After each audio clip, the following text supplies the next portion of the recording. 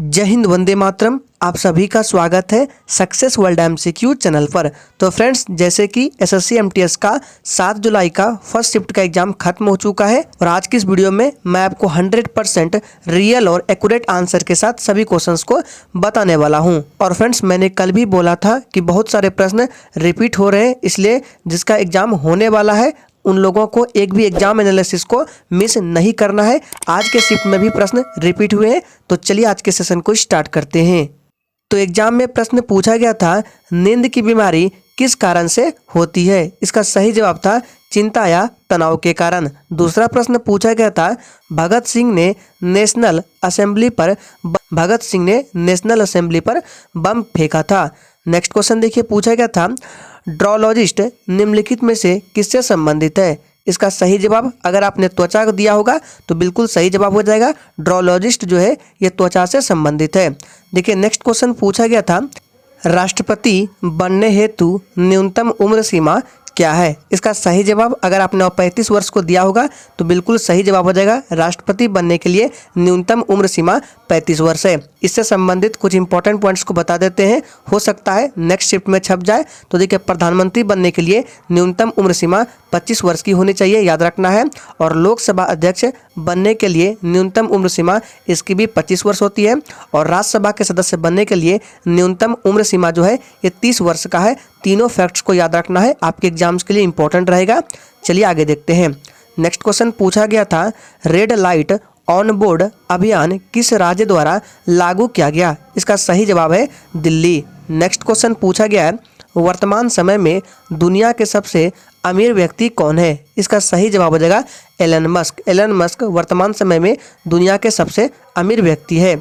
देखिए next question पूछा गया था, पंडित हरिप्रसाद चौरसिया निम्नलिखित में से किस वाद्य यंत्र से संबंधित थे? तो इसका सही जवाब, अगर आपने बांसुरी दिया होगा तो बिल्कुल सही जवाब हो जाएगा, ये बांसुरी से संबंधित है। और भी कुछ इंपॉर्टेंट फैक्ट्स को देख लेते हैं। देखिए, अगर आपसे पूछ लिया जाए पंडित रविशंकर शर्मा ये किस वाद्य यंत्र से संबंधित, तो संतूर हो जाएगा। बिस्मिल्लाह खां का हो जाएगा शहनाई। और अल्लाह खा रखा जो है ये तबला से संबंधित है। तीनों को ध्यान रखना है, हो सकता है ये नेक्स्ट शिफ्ट में छप जाए। देखिए नेक्स्ट क्वेश्चन पूछा गया था, चार चापर कूट नृत्य निम्नलिखित में से किस भारतीय राज्य से संबंधित है? इसका सही जवाब हो जाएगा मिजोरम राज्य से संबंधित है। देखिए, इस शिफ्ट में भी नृत्य से संबंधित एक प्रश्न पूछे गए हैं। मैंने कल भी बोला था कि नृत्य से संबंधित जितने भी प्रश्न बनते हैं उनको सही से अच्छे से कवर कर लीजिए, क्योंकि हर शिफ्ट में इससे प्रश्न पूछे जा रहे हैं। तो देखिए, कुछ इंपॉर्टेंट नृत्य को बता देते हैं। तो अगर आपसे बिहू पूछ लिया जाए तो असम का हो जाएगा। कथकली पूछ लिया जाए तो केरल का हो जाएगा। कुचिपुड़ी आंध्र प्रदेश का है। और कथक जो है ये उत्तर प्रदेश का है। ये 4 मोस्ट इंपॉर्टेंट नृत्य है, इसको ध्यान में रखना है। देखिए नेक्स्ट क्वेश्चन पूछा गया था, वर्षा मापने वाले यंत्र को क्या कहते हैं?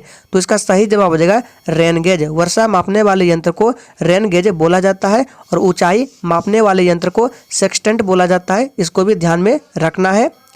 देखिए नेक्स्ट क्वेश्चन पूछा गया था, बक्सर का युद्ध कब हुआ था? तो देखिए, बक्सर का जो युद्ध है ये 1764 ईस्वी में हुआ था। किसके किसके बीच हुआ था? तो रॉबर्ट क्लाइव और सिराजुद्दौला के बीच हुआ था। अगर आपसे पूछ लिया जाए कि प्लासी का युद्ध कब हुआ था, तो 1757 में प्लासी का युद्ध होता है। कुछ इंपॉर्टेंट युद्ध बता देते हैं। जैसे पानीपत का प्रथम युद्ध जो है ये 1526 ईस्वी में बाबर और इब्राहिम लोदी के बीच हुआ था, जिसमें बाबर जीत गया था। पानीपत का दूसरा युद्ध 1556 ईस्वी में।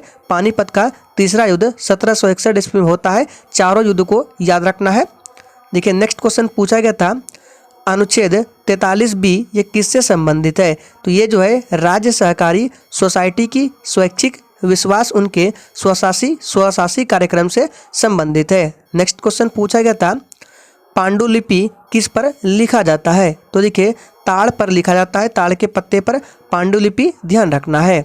देखिए नेक्स्ट क्वेश्चन पूछा गया था, प्रसिद्ध चोल राजा राजराज प्रथम कब शासक बना? तो ये 985 से 1014 हो जाएगा। नेक्स्ट क्वेश्चन पूछा गया था, खजुराहो के मंदिर किस शैली का एक भव्य उदाहरण है? तो देखिए, खजुराहो के मंदिर जो है ये नागर शैली का उदाहरण है, ध्यान रखना है। और देखिए, दक्षिण भारत के जितने भी मंदिर है वे द्रविड़ शैली में स्थित होते हैं, आपको ध्यान रखना है। दक्षिण भारत के सभी मंदिर जो है ये द्रविड़ शैली में स्थित होते हैं। देखिए नेक्स्ट क्वेश्चन पूछा गया था, निम्नलिखित में से कौन सा एक पर्वतीय वन वृक्ष है? इसका सही जवाब अगर आपने देवदार शीशम को दिया होगा तो बिल्कुल सही जवाब हो जाएगा देवदार शीशम, यह एक पर्वतीय वन वृक्ष है। देखिए जनगणना से संबंधित इस शिफ्ट में भी प्रश्न पूछे गए। 2011 की जनगणना के अनुसार किस राज्य में जनसंख्या घनत्व सबसे कम है? देखिए फ्रेंड्स, कल मैंने 6 जुलाई का जो थर्ड शिफ्ट का क्वेश्चन पेपर कराया था उसमें मैंने बोला था कि हो सकता है ये प्रश्न आपके एग्जाम में छप जाए। तो देखिए इस शिफ्ट में पूछ लिया गया कि जनगणना 2011 के अनुसार किस राज्य में जनसंख्या घनत्व सबसे कम है? तो सही जवाब है अरुणाचल प्रदेश, और सबसे अधिक पूछे तो बिहार हो जाएगा। इसलिए जिस भी स्टूडेंट का अभी एग्जाम नहीं हुआ है, एग्जाम होने वाला है, आप लोगों को एक भी एग्जाम एनालिसिस को छोड़ना नहीं है, सारे को देख लीजिए। सभी वीडियो के लिंक आपको डिस्क्रिप्शन बॉक्स में मिल जाएगा। और पीडीएफ डाउनलोड करना चाहते हैं तो डिस्क्रिप्शन बॉक्स में टेलीग्राम चैनल का लिंक है, जाइए वहाँ पर जाकर बिल्कुल फ्री में पीडीएफ डाउनलोड कर सकते हैं। नेक्स्ट क्वेश्चन पूछा गया था, लौह अयस्क का निर्यात एक बंदरगाह कौन सा है? इसका सही जवाब था मार्मोगोवा। अगर आपने मार्मोगोवा को दिया होगा तो बिल्कुल सही जवाब हो जाएगा। तो ये वो प्रश्न थे जो कि आज 7 जुलाई के फर्स्ट शिफ्ट के एग्जाम में पूछे गए थे। तो आज के लिए इतना ही, तब तक के लिए जय हिंद।